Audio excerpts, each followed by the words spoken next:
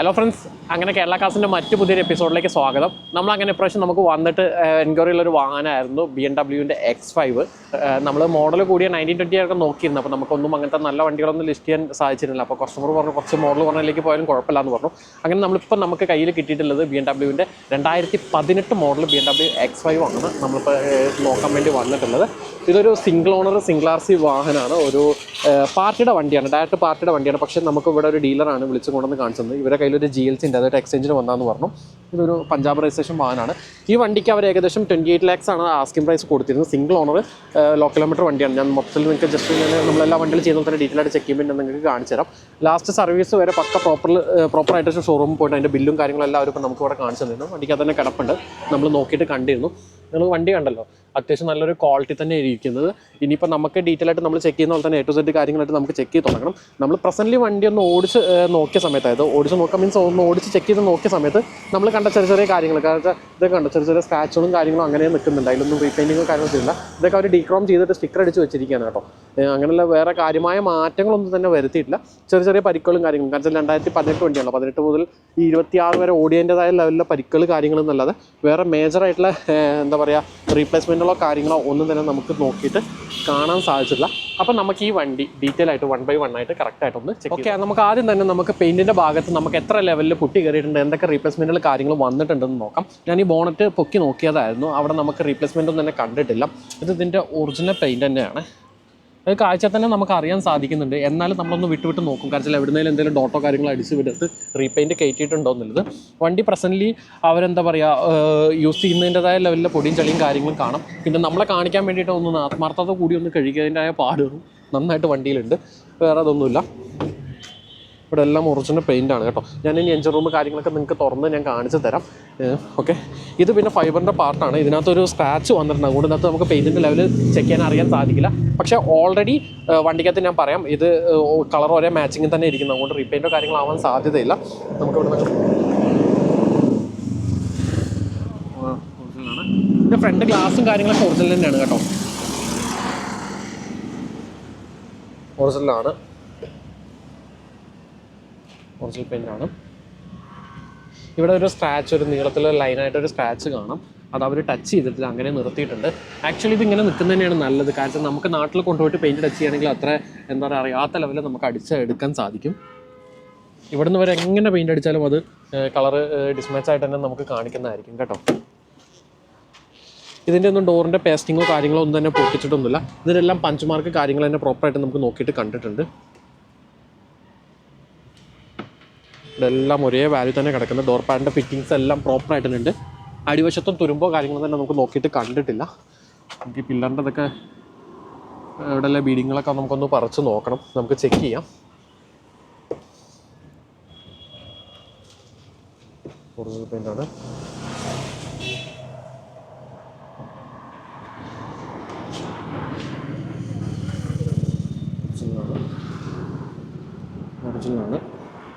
ഒറിജിനലാണ്.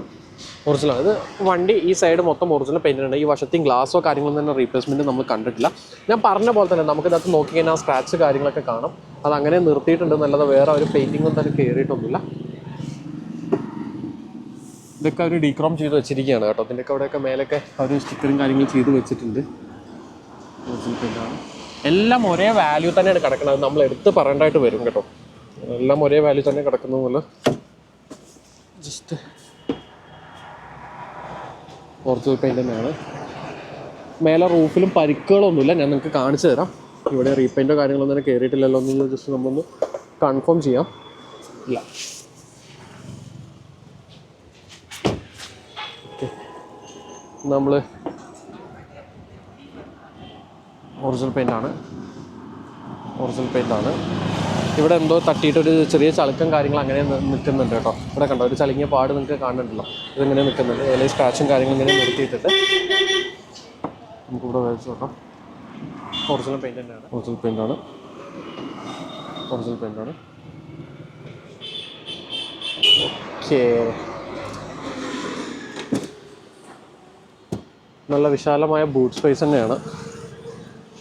നമ്മുടെ ബൈജൻ നായരൊക്കെ പറയുന്ന പോലെ വേണമെങ്കിൽ കുറച്ച് വിഗ്രഹപാളികളൊക്കെ കയറ്റിക്കൊണ്ട് പോകാൻ പറ്റിയ അത്രയും സ്പേഷ്യസ് ആയിട്ടുള്ള ഒരു സ്പേഷ്യസ് ആയിട്ടുള്ളൊരു ബൂട്ട് സ്പേസ് തന്നെയാണ്.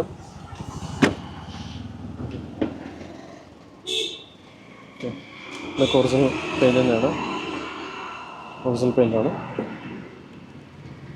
ഒറിജിനലാണ്. ഇവിടെ ഒന്നും റീപെയിൻ്റോ കാര്യങ്ങൾ തന്നെ കയറിയിട്ടൊന്നുമില്ല. ഇതിൻ്റെ എല്ലാം ഈ ബാക്ക് ഡിക്കിയുടെ എല്ലാം കണ്ടോ പ്രോപ്പറായിട്ട് തന്നെ നമുക്ക് ഫിറ്റിങ്സുകളെല്ലാം കാണാം. അതോടൊപ്പം തന്നെ ഇവിടത്തേക്ക് പഞ്ച് മാർക്കും കാര്യങ്ങളും നമ്മൾ പ്രോപ്പറായിട്ട് തന്നെ നോക്കിയിട്ട് കണ്ടിട്ടുണ്ട്. ഒരേ വാല്യൂ തന്നെയാണ് പെയിൻറ്റുകൾ കാര്യങ്ങൾ കിടക്കുന്നത്. ഒന്നും വഴിക്കേ പിടിക്കുക അങ്ങനെ എക്സ്ട്രാ ഫിറ്റിംഗ് ഒന്നും തന്നെ കയറിയിട്ടില്ല. അതൊരു കണക്കിന് നന്നാവുകയും ചെയ്തു കേട്ടോ. കാരണം വെച്ചാൽ അല്ലെങ്കിൽ നമ്മൾ എടുത്ത് വർക്ക് ചെയ്തെന്ന് അവർ പറയുന്നത്. ഓക്കെ, ഒറിജിനൽ പെയിൻ്റാണ്, ഒറിജിനൽ പെയിൻ്റാണ്, ഒറിജിനൽ പെയിൻ്റാണ്, ഒറിജിനൽ. നമുക്ക് മെയിനായിട്ട് ഈ വീലാർസിൻ്റെ സൈഡിലേക്കാണ് കണ്ടമാനം പെയിൻ്റൊക്കെ കയറി കാണാറ്. പക്ഷേ ഇതിനകത്ത് അങ്ങനെയൊന്നും തന്നെ കയറിയിട്ടില്ല കേട്ടോ. 3M പ്രൊട്ടക്റ്റഡ് എന്ന് പറഞ്ഞ സ്റ്റിക്കറൊക്കെ അടിച്ചിട്ടുണ്ട്.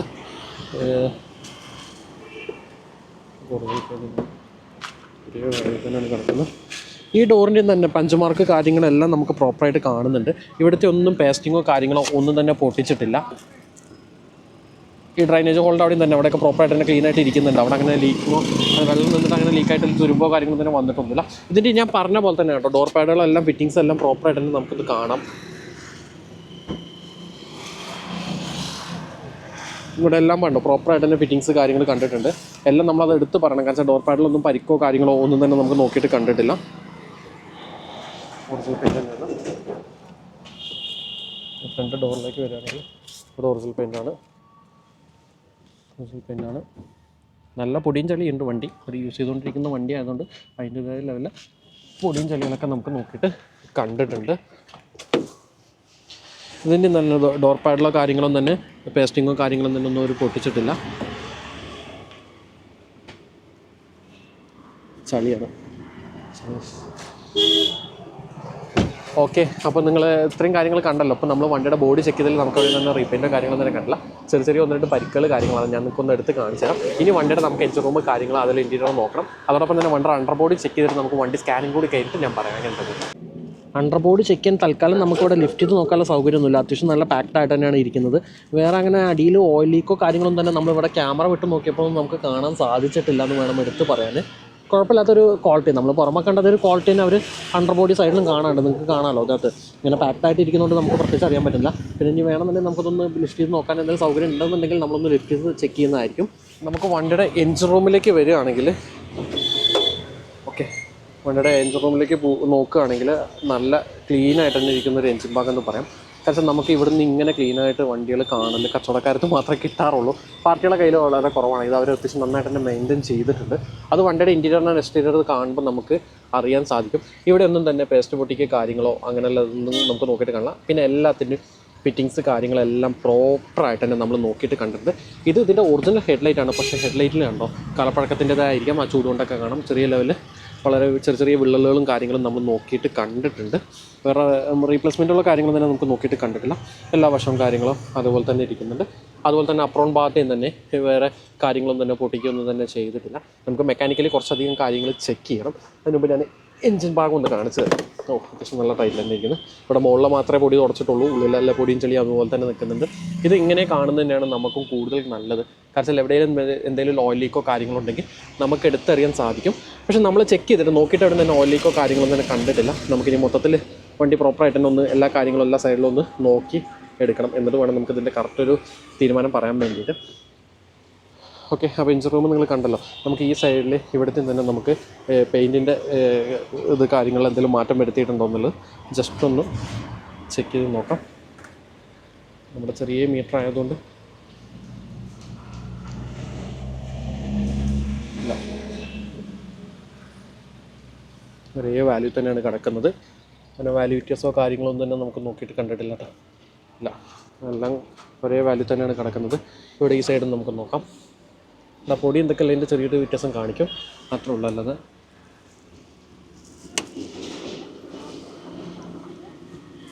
കുത്തി നോക്കാൻ പറ്റില്ല. ഇല്ല, ഒരേ വാല്യൂ തന്നെയാണ് കാണിക്കുന്നത് കേട്ടോ. അങ്ങനെ വാല്യൂ വ്യത്യാസമോ കാര്യങ്ങളൊന്നും തന്നെ നമുക്ക് നോക്കിയിട്ട് കണ്ടിട്ടില്ല. എല്ലാം കണ്ടോ. എന്തായാലും നമ്മൾ എടുത്ത് പറയണം, നല്ലൊരു ക്വാളിറ്റി തന്നെയാണ് വാൻ ഇരിക്കുന്നത്. നമുക്ക് തന്നെ വാനത്തിൻ്റെ സൈഡിൽ നെഗറ്റീവൊന്നും തന്നെ പറയാനില്ല.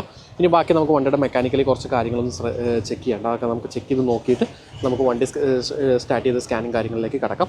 അതോടൊപ്പം തന്നെ ഞാനൊരു കാര്യം ഞാൻ നേരത്തെ പറയാൻ വിട്ടുപോയി. വണ്ടിയുടെ ടയർ ഭാഗം നോക്കുകയാണെങ്കിൽ എന്തായാലും 10-60% മുകളിൽ വരുന്ന ടയറിനെ നമുക്ക് നോക്കിയിട്ട് കണ്ടിട്ടുണ്ട്. അത് 4 ഒരേപോലെ കിടക്കുന്ന 4 നല്ല ടയേഴ്സാണ് നമ്മൾ നോക്കിയിട്ട് കണ്ടിട്ടുള്ളത്. ഇത് 31ാമത്തെ വീക്ക് 2022 ടയേഴ്സാണ്.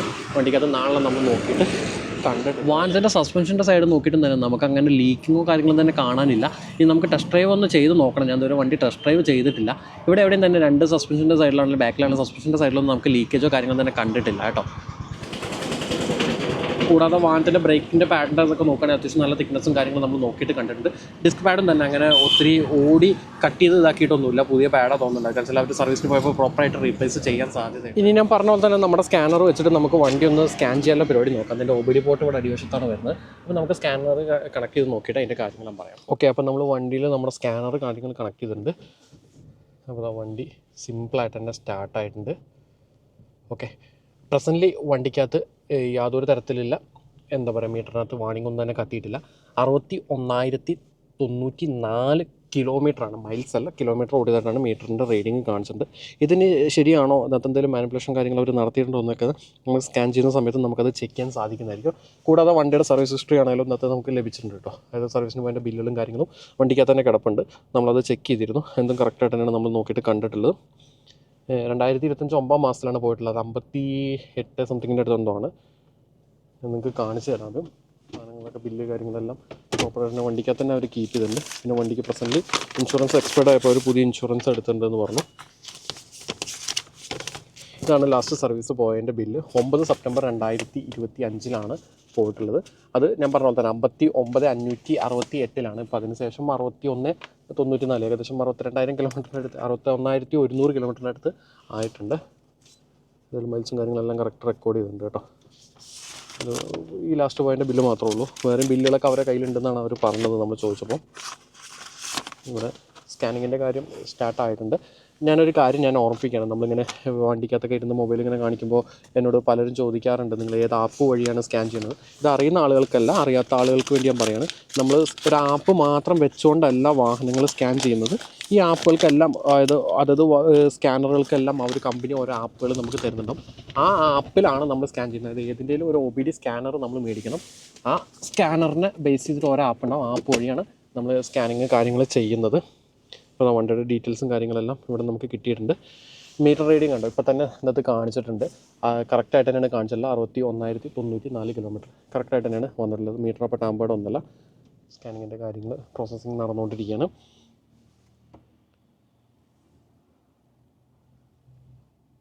അടുത്ത 8,000 കിലോമീറ്റർ കഴിഞ്ഞ് 9/2026 അതിൻ്റെയൊക്കെ വാണിംഗ് കാര്യങ്ങളെല്ലാം കറക്റ്റായിട്ട് തന്നെ ഇത് കാണിക്കുന്നുണ്ട്.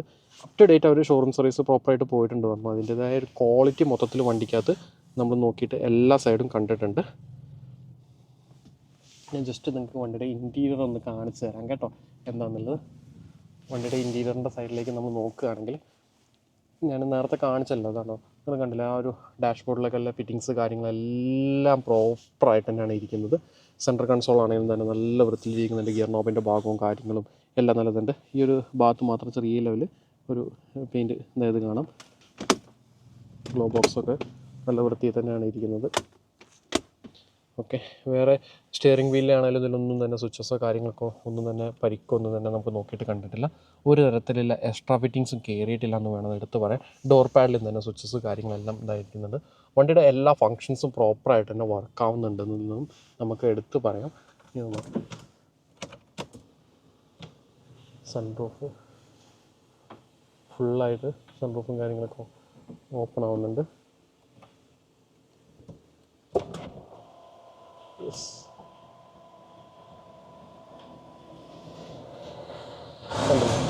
സൺറൂഫും കാര്യങ്ങളെല്ലാം പ്രോപ്പറായിട്ട് തന്നെ ഓപ്പൺ കാര്യങ്ങളൊക്കെ ആവുന്നുണ്ട്. നമ്മൾ കാര്യങ്ങളൊക്കെ ചെക്ക് ചെയ്തു. വണ്ടിയുടെ നമ്മുടെ സ്കാനിങ് ഏകദേശം കംപ്ലീറ്റ് ആയിട്ടുണ്ട്. നമുക്കിതിനകത്ത് 2 എറേഴ്സാണ് കിട്ടിയിട്ടുള്ളത്. അതിൻ്റെ റിപ്പോർട്ട് നമുക്കെടുക്കാം. ഒന്ന് ബോഡി മോഡ്യൂൾ കൺട്രോളിലും പിന്നെ വേറെ എന്തോ ടെയിൽ ഗേറ്റ് ഫംഗ്ഷൻ്റെ മൊഡ്യൂളിനകത്തും എന്തോ ഒരു എറർ കാണിച്ചിട്ടുണ്ട്. ഇത് രണ്ടും നമുക്കൊന്ന് ചെക്ക് ചെയ്യാം. അത്ര മേജറായിട്ടുള്ള കാര്യങ്ങളൊന്നുമല്ല. നമുക്കിപ്പോൾ നോക്കിയിട്ട് നമ്മൾ വന്നില്ല. അതെന്താണെന്നുള്ളത് നമുക്ക് റിപ്പോർട്ട് എടുത്ത് നമുക്ക് നമ്മുടെ മെക്കാനിക്കിനും കൂടി ഒന്ന് അയച്ചു കൊടുക്കണം. കൂട്ടത്തിൽ ഇത് ക്ലിയർ ചെയ്തിട്ട് പോകുന്നുണ്ടെങ്കിൽ നമ്മൾ പേടിക്കേണ്ട ആവശ്യമില്ല. പിന്നീട് നമ്മൾ ഓടി വന്ന് നോക്കിയിട്ട് ഇത് വരികയാണെങ്കിൽ മാത്രമാണ് നമുക്കിതിനെക്കുറിച്ച് ടെൻഷൻ അടിക്കേണ്ടത്. സ്ക്രീൻഷോട്ട് എടുത്ത് നമ്മൾ മെക്കാനിക്കിന് അയച്ചു കൊടുക്കുന്നുണ്ട്. പിന്നെ നമുക്കൊന്ന് ക്ലിയർ ചെയ്യാൻ വേണ്ടിയിട്ട് ഇട്ടിട്ടുണ്ട് കേട്ടോ. ഒന്ന് ക്ലിയർ ആവാൻ നോക്കാം.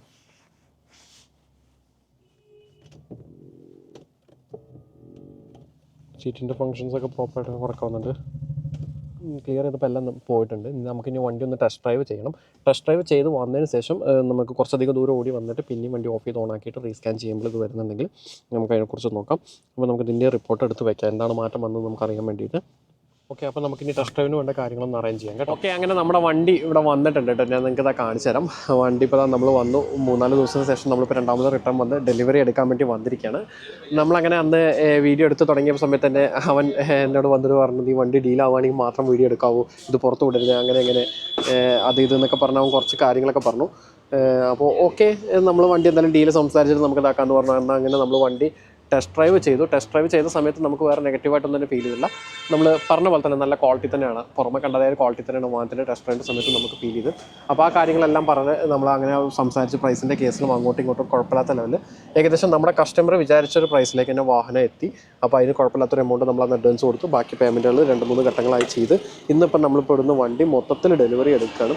അപ്പോൾ നമ്മൾ ഡെലിവറി എടുക്കുന്നതിന് മുമ്പ് ഫ്രീ ആയിട്ടൊരു ഇൻസ്പെക്ഷൻ കൂടി നമ്മൾ നടത്താറുണ്ട്. നമ്മൾ അന്ന് കണ്ടതേ കണ്ടീഷനിലല്ലേ, വേറെ മാറ്റമൊന്നും വന്നിട്ടില്ലല്ലോ എന്നുള്ളത്. വേറെ കാര്യമായ ചേഞ്ചസ് ഒന്നും തന്നെ വരുത്തിയിട്ടില്ല. എന്തായാലും വണ്ടി നമുക്ക് ഡെലിവറി തരുന്നതിൻ്റെ ഭാഗമായിട്ടായിരിക്കും അവർ വൃത്തിക്കൊന്ന് വാഷ് ചെയ്ത് വെച്ചിട്ടുണ്ട്. എന്നാലും രാവിലെ ചെയ്തുകൊണ്ടായിരിക്കും ഉച്ചയായപ്പോഴേക്ക് ഇവിടെ പൊടി പിടിച്ച് എന്നല്ലാതെ വേറെ ഒന്നും തന്നെ വന്നിട്ടില്ല. ഗ്ലാസ്സിലും വേറെ ഡോട്ട്സോ കാര്യങ്ങളോ ഒന്നും തന്നെ നമുക്ക് നോക്കിയിട്ട് ഫൈൻഡ് ചെയ്തിട്ടില്ല കേട്ടോ. നല്ല വൃത്തി തന്നെയാണ് ഗ്ലാസ് കാര്യങ്ങളൊക്കെ ഇരിക്കുന്നത്. വേറെ പരിക്കൊന്നും സംഭവിച്ചില്ല. അപ്പോൾ നമുക്ക് ഇതിൻ്റെ കീ ഒന്ന് മേടിച്ച് വണ്ടി ഒന്ന് ഓപ്പൺ ചെയ്ത് നോക്കാം. അപ്പോൾ വണ്ടി അന്ന് നമ്മൾ കണ്ടിരുന്നത് വേറെ മാറ്റങ്ങളൊന്നും, ഞാൻ പറഞ്ഞ പോലെ തന്നെ വേറെ മാറ്റങ്ങളൊന്നും തന്നെ വന്നിട്ടില്ല. ഓക്കെ, ഇൻറ്റീരിയറൊക്കെ തന്നെ അത്യാവശ്യം ഒന്ന് വൃത്തിയാക്കി വെച്ചിട്ടുണ്ട്. അവർ ഡെലിവറി തരാൻ വേണ്ടി അതിൻ്റെ കാര്യങ്ങളൊക്കെ ഇതാക്കിയിട്ടുണ്ട്. ഇവിടെ പുറകിലെന്താ കേക്കൊക്കെ മേടിച്ച് വെച്ചിട്ടുണ്ട്. കേക്കൊക്കെ മുറിക്കണം എന്നാണ് അവൻ പറഞ്ഞിട്ടുള്ളത്. നമുക്ക് നോക്കാം, മൊത്തത്തിൽ ഓണാക്കി നോക്കണേ, കിലോമീറ്റർ കാര്യങ്ങൾ നോക്കാൻ വേണ്ടി. ബാക്കി പുറകിലെ ടൂൾ കിറ്റ് കാര്യങ്ങളും കൂടി നമുക്ക് ചെക്ക് ചെയ്യാം. ഓക്കെ, പുറകിലേക്ക് വന്നാൽ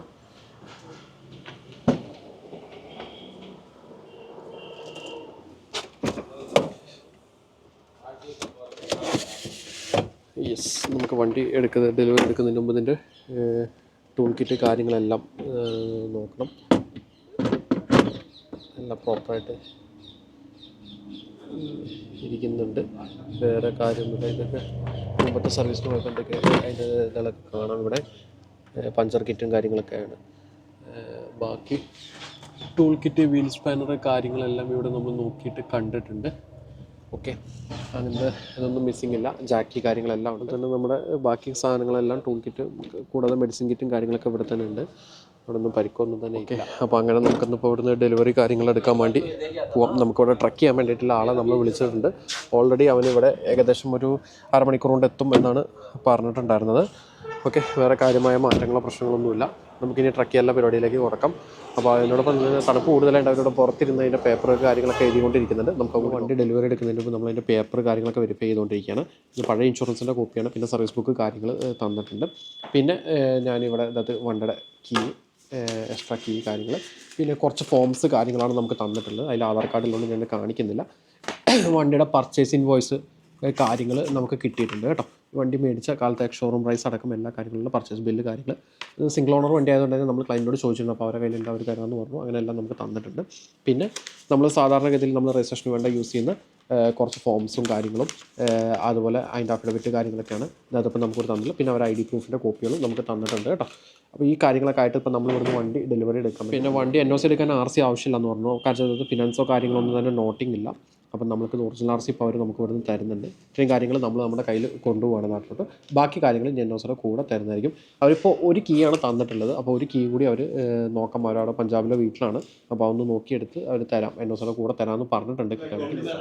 ഓക്കെ, അപ്പോൾ പുള്ളി അവിടെ വിസ്കി റം അടിച്ചുകൊണ്ടിരിക്കുകയെന്ന് പറയുന്നത് മദ്യപാന ആരോഗ്യത്തിന് ഹാനികരം. അത് കട്ടൻ കാപ്പിയാണ് ഗൈസ്. ഓക്കെ, നമുക്ക് വേണ്ടിയിട്ട് BMW ഒരു കേക്കൊക്കെ മുറിച്ചിട്ടുണ്ട്. അപ്പോൾ ഒരു ക്ലയൻറ്റിന് വേണ്ടിയിട്ട് ചെയ്യുന്നതാണ്. നമുക്ക് വേണ്ടി ഒരു കേക്കൊക്കെ കട്ട് ചെയ്ത് ഇവനൊരു ചെറിയ റീലൊക്കെ ചെയ്യണമെന്ന് പറഞ്ഞു. വണ്ടി അവിടെ ഡെലിവറിക്ക് വേണ്ടിയിട്ട് അവർ കർട്ടനൊക്കെ ഇട്ട് വെച്ചിട്ടുണ്ട്. നമ്മൾ ഉടനെ നാടകം സ്റ്റാർട്ട് ചെയ്യുന്നതിൻ്റെ ഭാഗമായിട്ട് നമ്മുടെ കർട്ടൻ വലിക്കുന്നതായിരിക്കും. അപ്പോൾ അവരോട് ഫുള്ളായിട്ട് പാക്ക് ചെയ്ത് കറക്റ്റാക്കി വെച്ചിട്ടുണ്ട്.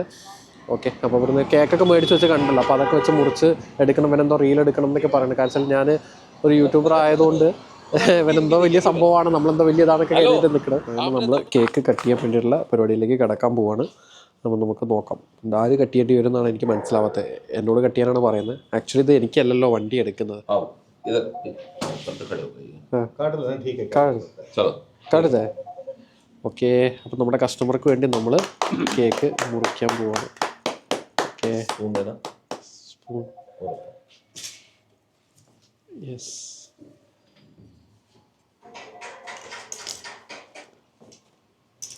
Many congratulations. Thank you.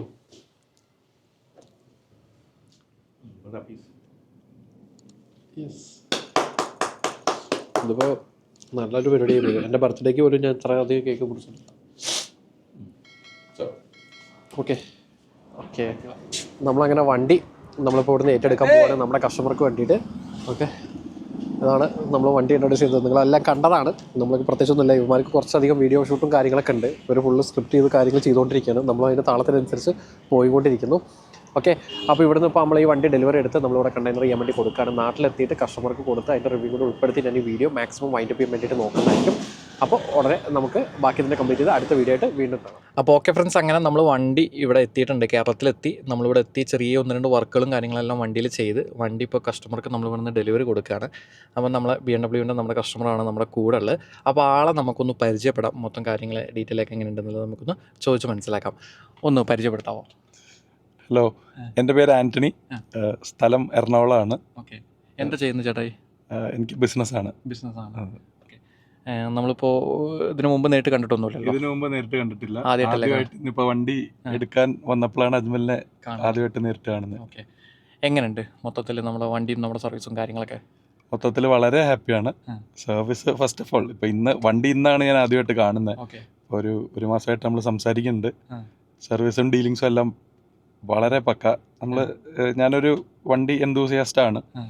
Premium class use ചെയ്തിട്ടുണ്ട്. BM ഫസ്റ്റ് ടൈമാണ്. അപ്പോൾ നമ്മൾ വളരെ ഒരു ആഗ്രഹത്തിൻ്റെ പുറത്താണ് ഈ ഒരു X5 എന്ന് പറഞ്ഞൊരു പെർട്ടിക്കുലർ മോഡൽ ഞാൻ അതുപോലെ ഏൽപ്പിച്ചപ്പോഴും എനിക്ക് ഈ മോഡൽ തന്നെ വേണം എന്നുള്ളത് ആണ് പറഞ്ഞത്. അല്ലാണ്ട് വേറെ ഒന്നുമല്ല, പെർട്ടിക്കുലർലി X5 തന്നെ വേണമെന്നായിരുന്നു. അതുപോലെ അത് വളരെ പ്രോംപ്റ്റായിട്ട് നമുക്ക് കുറച്ച് ഓപ്ഷൻസ് തന്നു. അതിൽ നിന്ന് നല്ല ക്വാളിറ്റി ഉള്ളൊരു വണ്ടി നമ്മൾ ചൂസ് ചെയ്തു. ഇന്നിപ്പോൾ നേരിട്ട് കണ്ടപ്പോഴും വണ്ടി കിട്ടിയപ്പോഴും ക്വാളിറ്റി അങ്ങനെ തന്നെ കീപ്പ് ചെയ്തിട്ടുണ്ട്. ഓക്കെ, ഇപ്പം നമ്മളിപ്പോൾ പറഞ്ഞല്ലോ കുറച്ച് വർക്കുകൾ ചെയ്തു. എന്തൊക്കെ വർക്കുകൾ അത് ചെയ്തു എന്ന് പറയാമോ? മേജർ വർക്കൊന്നും ചെയ്യേണ്ടി വന്നില്ല. കാരണം വണ്ടി ആസ് ഇറ്റ് ഇസ് കണ്ടീഷനാണെന്നാണ് അജ്മൽ പറഞ്ഞത്. ഇപ്പോൾ കുറച്ച് ചെറിയ ടച്ച് ഇപ്പോൾ ഡൽഹിയിൽ ഓടുന്ന വണ്ടികൾക്കെല്ലാം തന്നെ ഞാനും പേഴ്സണലി ഡൽഹിയിൽ പോയി വണ്ടികളൊക്കെ നോക്കിയിട്ടുള്ളതും കൂടിയാണ് എടുക്കാനായിട്ട്. പക്ഷേ അപ്പോൾ നമ്മളവിടെ എല്ലാ വണ്ടികൾക്കും ചെറിയ സ്ക്രാച്ചസും കാര്യങ്ങളും ഉണ്ടാവും. അപ്പോൾ അതൊക്കെ ഒന്ന് ടച്ച് ആൻഡ് പോളിഷ് ചെയ്തു. വണ്ടി മൊത്തത്തിൽ ഇൻറ്റീരിയറൊക്കെ ഒന്ന് ഡീപ്പ് ക്ലീൻ ചെയ്തു. ചെറിയ പോളിഷൊക്കെ ചെയ്ത് ഇപ്പോൾ ഒരു പുതിയ വണ്ടി, ഒരു നല്ല ഫ്രഷ് ലുക്ക് ഉണ്ട്.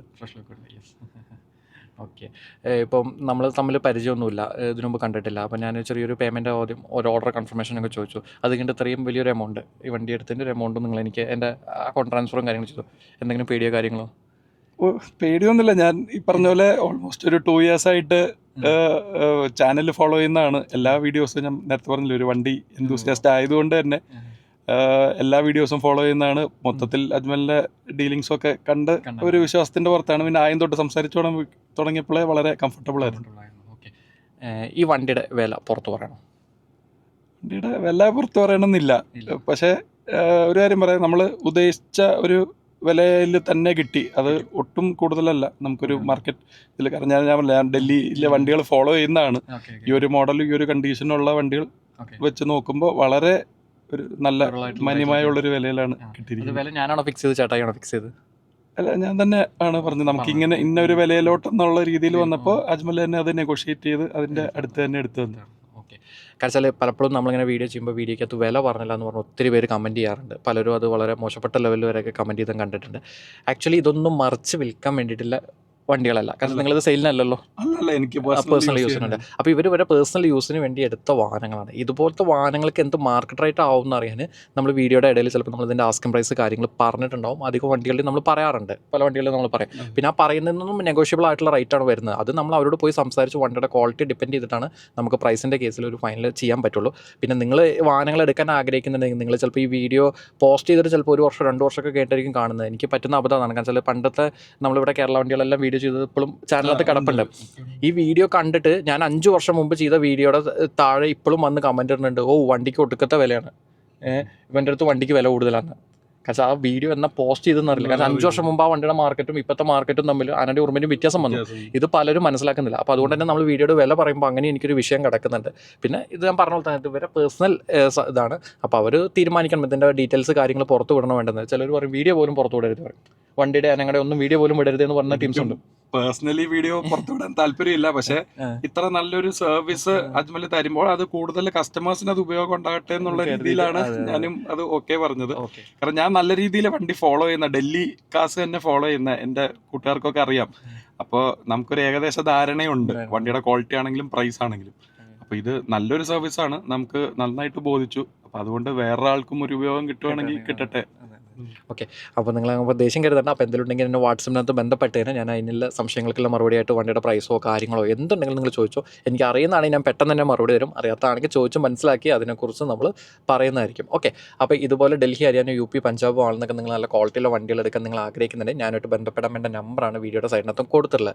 അത് എൻ്റെ വാട്സപ്പ് നമ്പറാണ്. അപ്പോൾ അതിൻ്റെ വാട്സപ്പിലേക്ക് നിങ്ങൾ ഏത് കമ്പനിയുടെ ഏത് ഇയറിൽ കിടക്കുന്ന ഏത് വാഹനം എന്നുള്ളത് വ്യക്തമായിട്ട് മെസ്സേജ് ചെയ്യാം.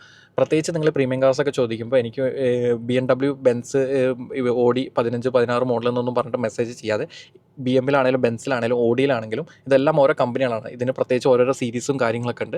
അതിലും പെട്രോളും ഓട്ടോമാറ്റിക്കും അതുപോലെ മാനുവലും 4x4 4x2 ഒക്കെ വരുന്ന വണ്ടികളുണ്ട്. അപ്പോൾ അതെങ്ങനെ ഏതാ നിങ്ങൾ ഉദ്ദേശിക്കുന്നത് കൃത്യമായിട്ട് മെസ്സേജ് ചെയ്യുകയാണെങ്കിൽ ആദ്യം തന്നെ നമ്മൾ എക്സ്പെക്റ്റ് ചെയ്യാവുന്ന ഒരു പ്രൈസ് റേഞ്ചും പറഞ്ഞുതരും. എനിക്ക് സ്വന്തമായിട്ട് ഷോറൂം അല്ലെങ്കിൽ ഞാൻ വണ്ടിയിൽ മേടിച്ച് മറിച്ച് വിളിക്കുന്നില്ല. നിങ്ങളൊരു വണ്ടി വേണമെന്ന് പറഞ്ഞ ഓർഡർ കൺഫേം ചെയ്യുമ്പോൾ നമ്മൾ പോയി നോക്കി എടുത്ത് തരികയാണ് ചെയ്യുന്നത്. ഓക്കെ, അപ്പോൾ നിങ്ങൾ അതിനനുസരിച്ച് പറഞ്ഞാൽ മതി. പിന്നെ നമുക്ക് എക്സ്ചേഞ്ച് സൗകര്യം, ലോണോ കാര്യങ്ങളോ അങ്ങനത്തെ പരിപാടികൾ നമ്മൾ ചെയ്യുന്നില്ല. പിന്നെ ഒരു കാര്യം ഞാൻ എടുത്ത് ഓർമ്മിപ്പിക്കണം, എല്ലാ വീഡിയോയിലും നമ്മൾ പറയാറുണ്ട്, നമ്മൾ ഇനോവ, ഇറ്റിയോസ് ലീവ, കൊറോള അൾട്ടിസ്, ടാറ്റയുടെ സഫാരി സ്റ്റോം, മഹേന്ദ്രയുടെ താർ, ഇങ്ങനെയുള്ള ചില വാഹനങ്ങളൊന്നും നമ്മൾ ചെയ്യുന്നില്ല. ചിലതിപ്പോൾ അവിടുന്ന് നമുക്ക് കിട്ടാനില്ല, നല്ല ക്വാളിറ്റിയുള്ള വണ്ടികൾ കിട്ടാനില്ല. ചിലത് കിട്ടിക്കഴിഞ്ഞാൽ തന്നെ നമുക്ക് ഇവിടെ പ്രൈസ് കൊണ്ട് ഒക്കാത്തതുകൊണ്ടാണ് നമ്മളങ്ങനെ ചെയ്യാത്തത്. പിന്നെ ചില വണ്ടികളൊക്കെ അത് കുറച്ച് മോഡൽ കുറഞ്ഞ ഒരു 15-ന് ശേഷം താഴോട്ട് വരുന്ന പല വാഹനങ്ങളും ഇപ്പോൾ അവിടെ മാർക്കറ്റിൽ ഔട്ട് ഓഫ് സ്റ്റോക്ക് എന്ന് വേണമെങ്കിൽ പറയാം. കാരണം നല്ല ക്വാളിറ്റിയുള്ള വണ്ടികൾ കിട്ടാറില്ല. അപ്പോൾ അങ്ങനത്തെ വണ്ടികൾ നമ്മൾ ഓർഡർ ഒന്നും എടുക്കുന്നില്ല ഇപ്പോൾ. അപ്പോൾ നിങ്ങളങ്ങനെ എന്താണെന്ന് അറിയാൻ വേണ്ടി നിങ്ങളൊന്ന് വീഡിയോയുടെ താഴെ ഒന്ന് കമൻറ്റ് ചെയ്യുക, അല്ലെങ്കിൽ എന്നെ ഒന്ന് വാട്സപ്പിനകത്ത് മെസ്സേജ് ചെയ്യാൻ ചെയ്താൽ ഞാൻ തീർച്ചയായിട്ടും പറയും. പിന്നീട് നിങ്ങൾ ഈ പറഞ്ഞ പോലെ തന്നെ ഒരു ഓർഡർ പ്ലേസ് ചെയ്യുകയാണെങ്കിൽ നിങ്ങൾക്ക് വേണ്ടി നമ്മൾ പോയി നോക്കി ചെക്ക് ചെയ്ത് അതിൽ വണ്ടികൾ എടുത്ത് തരുന്നതായിരിക്കും. ഓക്കെ, അപ്പോൾ ഉടനെ അടുത്ത വീഡിയോ വരുന്നതായിരിക്കും. അപ്പോൾ അടുത്ത വീഡിയോ ആയിട്ട് നമുക്ക് വീണ്ടും കാണാം.